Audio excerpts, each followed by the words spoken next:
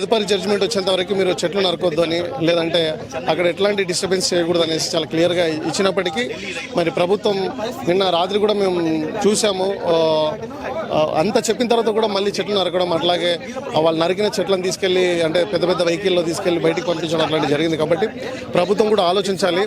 దయచేసి university lands మీద కొంతకాలం మీరు జడ్జిమెంట్ వచ్చేంత వరకు మీరు ఆగాలి.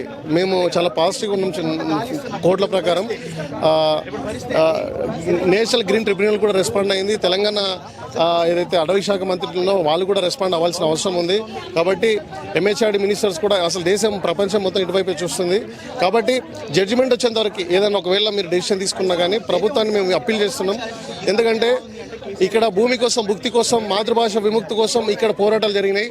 దాదాపు 100 ఏళ్లకు ముందు జరిగిన పోరాటాలు మళ్ళీ 100 ఏళ్ల తర్వాత కూడా, భారత రాజ్యాంగం ఏర్పడిన తర్వాత కూడా మళ్ళీ భూమి కోసమే, అలాగే ఇక్కడ ఉన్న వాతావరణం కోసం, లేదా ఇక్కడ భుక్తి కోసమే పోరాటాలు జరగడం చాలా బాధాకరమైన అంశం. కాబట్టి ప్రభుత్వాలు పెద్ద మనసు చేసుకొని ఆపాలనేసి మేము కోరుతున్నాం.